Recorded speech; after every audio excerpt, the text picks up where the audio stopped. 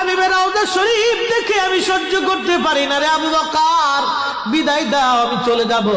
চলে গেলেন নবীর পাগল। সিরিয়া দামেস্কে যাওয়ার পরে কিছুদিন পরে নবীজি স্বপ্ন দেখায়, কিরে বেলাল, এটা কেমন জুলুম, কতদিন হলো তোমার কণ্ঠের আজান শুনি না। বেলাল রে, তোর কি মন চায় না আমি নবীর জিয়ারতে আসতে? বেলাল আয়, আমি নবীর জিয়ারতে আয় রে বেলাল আয়, কতদিন হলো তোমার কণ্ঠের আজান শুনি না। স্বপ্ন যখন নবীজি দেখাইছে, এ মুসলমান, হযরতে বেলাল সুদূর সিরিয়ার দামেস্ক থেকে পাগলের মতো দৌড়াইলেন, পাগলের মতো ছুটে আসলেন। যখন মদিনাতে আসলেন তখন তাহাজ্জুদের সময় চলতেছিল।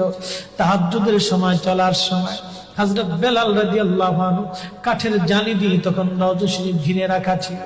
ওই জালির পাশে বসে বসে জালির সঙ্গে মাথা ঠেকাইয়া নবীর পাগল বসে বসে গুনগুন গুনগুন করে কাঁদে আর বলে, হুজুর, আপনি আসতে বলেছিলেন, গোলাম এসে হাজির হয়েছে।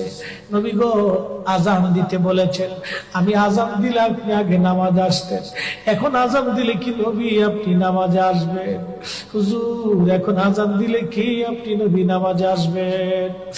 নতুন মুয়াজ্জিন আসছে আজান দেওয়ার জন্য, এসে দেখে নবীর মুয়াজ্জিন বেলাল কাঁদে। ডাক দেখে মদিনাবাসী, শুনছো, নবীর মুয়াজ্জিন ফিরে এসেছে, বেলাল আসছে, বেলাল ফিরে আসছে। এই কথা শোনার পরে সব সাহাবী ঘর থেকে বের হয়ে দৌড়ায় এসে দেখে বেলাল কাঁদে।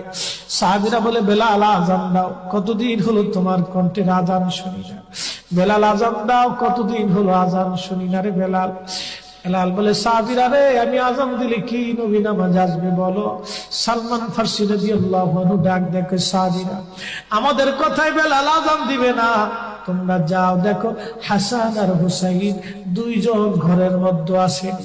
ইমাম হাসান হুসাইন রাদিয়াল্লাহু আনহুমা যদি বলে তাহলে বেলাল অবশ্যই আজান দিবে। সালমান ফারসির পরামর্শে সাহাবীরা দৌড়ায় গেলেন। বর্তমান 7 নম্বর গেট বাবু সালাম বরাবর একটা মসজিদ আছে, মসজিদে আলী, এটাই ছিল হযরত ফাতেমা রাদিয়াল্লাহু আনহার বাড়ি। এই বাড়িতে দৌড়ে যাওয়ার পরে ইমাম হাসান হুসাইন রাদিয়াল্লাহু আনহুমা দুইজনকে নিয়ে আসা হলো। দুইজনকে নিয়ে আসার পরে হযরত ইমাম হাসানকে দেখতে আমার নবীর মতো দেখা যাইতো, চেহারাটা রাসূল করিমের চেহারার মতো ছিল। নাতি দৌহিত্র নানার চেহারা পেয়েছিলেন, ইমাম হুসাইন ও নানার সুরত পেয়েছিলেন।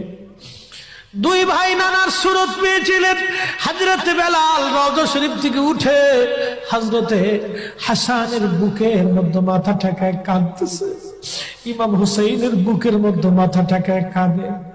হযরতে ইমাম হাসান ডাক দেখে, নানার মুয়াজ্জিন, কতদিন হলো তোমার কণ্ঠে আজান শুনি না, যেই কণ্ঠ দিয়া নানার আজান শুনাইতা, যাও গো ওই কণ্ঠ দিয়ে আমাদেরকেও আজান শোনাইয়া যাও।